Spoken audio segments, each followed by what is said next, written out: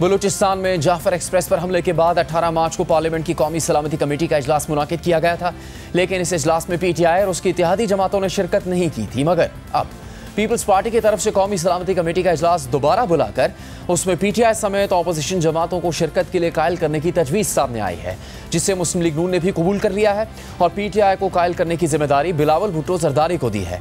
कल एक तकरीब से खिताब करते हुए पीपल्स पार्टी के चेयरमैन बिलावल भुट्टो जरदारी ने वज़ीर आज़म शहबाज शरीफ से अपील की थी कि कौमी सलामती कमेटी का इजलास दोबारा बुलाया जाए और उन जमातों को भी शिरकत के लिए कायल किया जाए जो किसी वजह से पहले इजलास में नहीं आ सकी थी।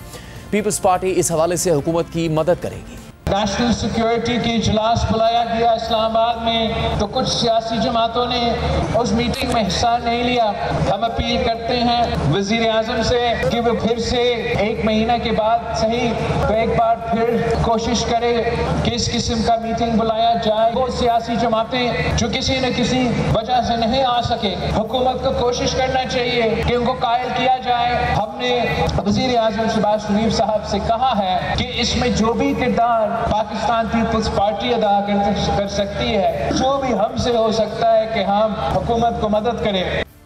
इस पर आज जियो न्यूज़ के प्रोग्राम जियो पाकिस्तान में रद्द-ए-अमल देते हुए वज़ीर आज़म के मुशीर राना सनाउल्लाह ने कहा कि अगर बिलावल भुट्टो जरदारी तहरीक इंसाफ से इजलास में शिरकत की यकीन दहानी हासिल कर ले तो कौमी सलामती कमेटी का इजलास दोबारा बुलाने में कोई हर्ज नहीं है। बिलावल कोई पेशरफ्त कर लेते हैं तो हम उसे वेलकम करेंगे। जी, इसमें कोई हर्ज नहीं है। मैं बिलावल भुट्टो जरदारी साहब ने फरमाया कि पीटीआई को दोबारा इस कोशिश में शामिल करने के लिए, ऑन बोर्ड करने के लिए जो है वो इजलास दोबारा बुलाया जाना चाहिए। तो मैं समझता हूँ कि अगर बिलावल भुट्टो जरदारी साहब बारे में पीटीआई से कोई यकीन दहानी या कोई कॉन्फ्रेंस उनकी ले लें कि वो शामिल होंगे तो दोबारा बुलाए जाने में कोई हर्ज नहीं है। बिलावल भुट्टो जरदारी साहब खुद हुकूमत हैं, हुकूमत कोई उनसे अलहदा तो नहीं है, और अगर उनका राब्ता हो जाता है पीटीआई से और वो मुज़ाकरात की या उनके साथ मिल बैठने की कोशिश में कामयाब हो जाते हैं तो हम समझेंगे कि वो हमारी कामयाबी है। हम तो इसमें नहीं कामयाब हो सके। अगर बिलावल साहब इस बारे में कोई पेशरफ्त करें तो हम उसको वेलकम करेंगे, वज़ीर आज़म भी वेलकम करेंगे।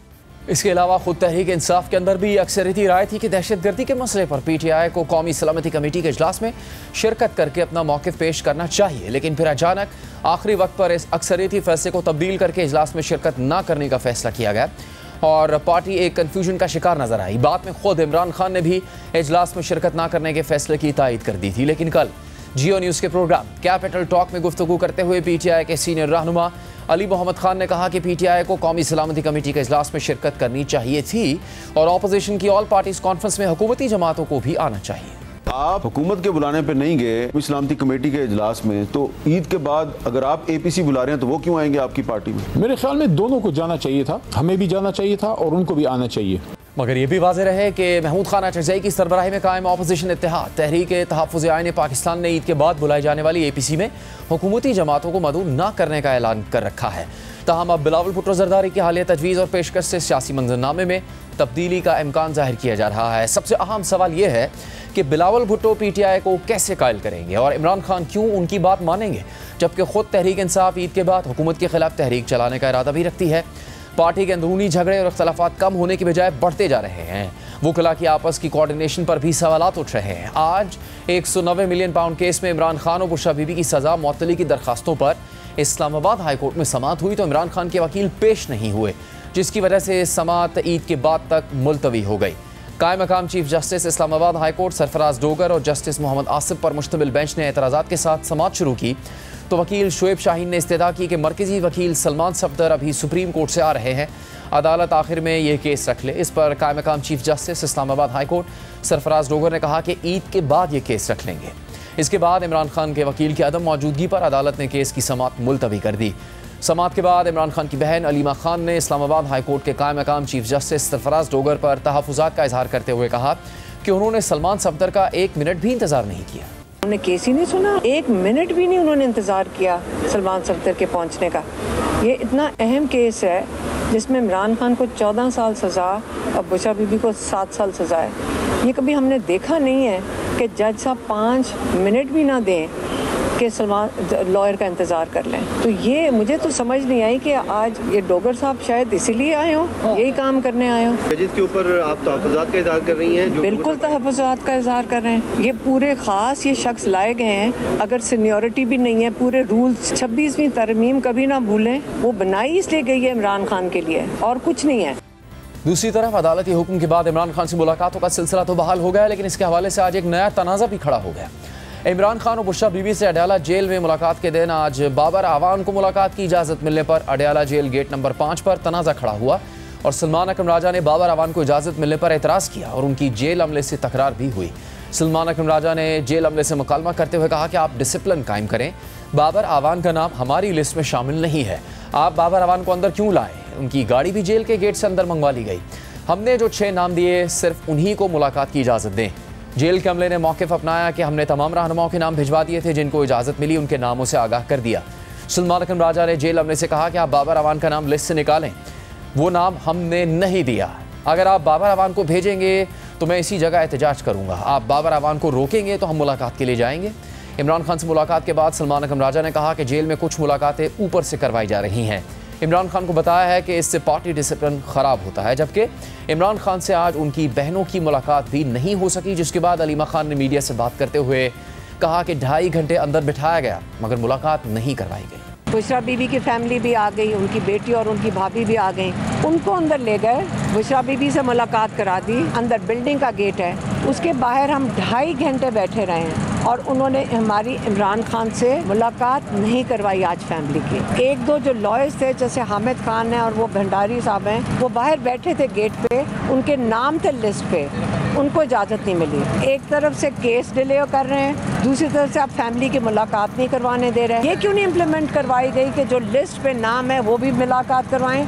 अब मुझे जज साहब से ये पूछना है जाकर खुद, ये तो इम्प्लीमेंट करवा दिया कि मुंह बंद करते हैं सारे और आके मीडिया से बात ना करें, तो ये जो बाकी सारा कुछ आपने वो भी बंद करवा दिया है। क्या इमरान खान को आप आइसोलेशन में रखना चाह रहे हैं?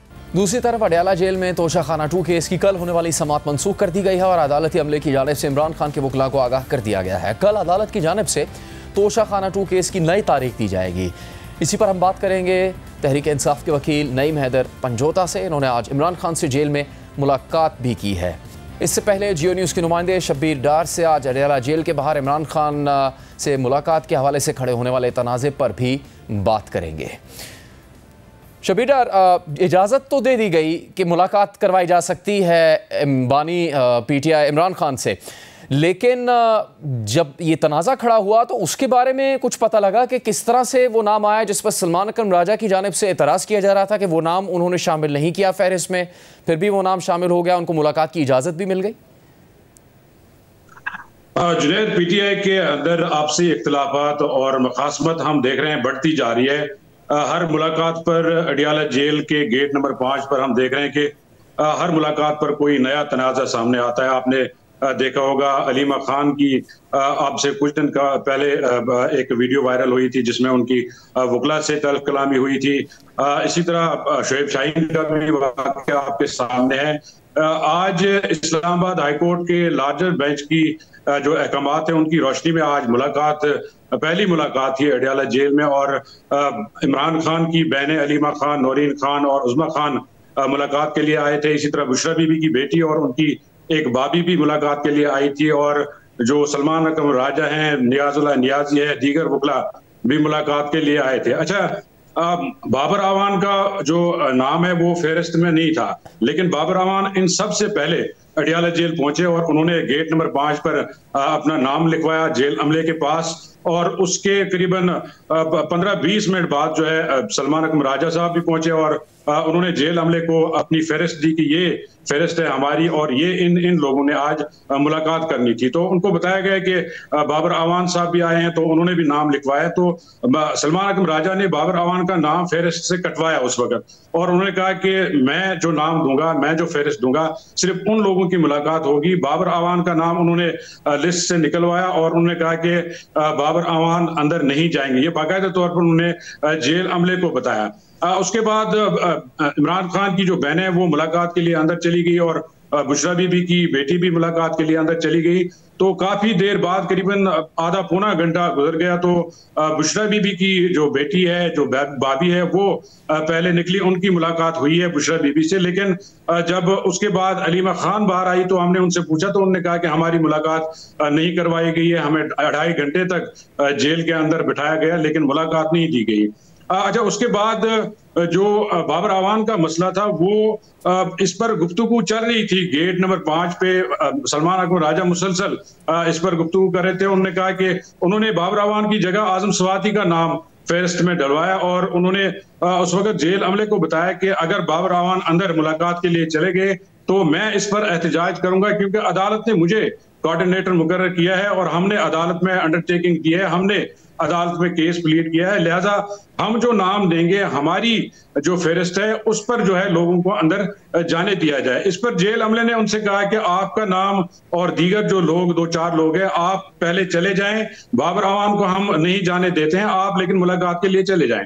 उसके बाद सलमान अकबर राजा, नियाजुल्लाह नियाजी और नईम पंजोता दीगर वकला जो है वो अंदर चले गए और उसके बाद बाबर आवान भी जो है अडियाला जेल के अंदर मुलाकात के लिए गए।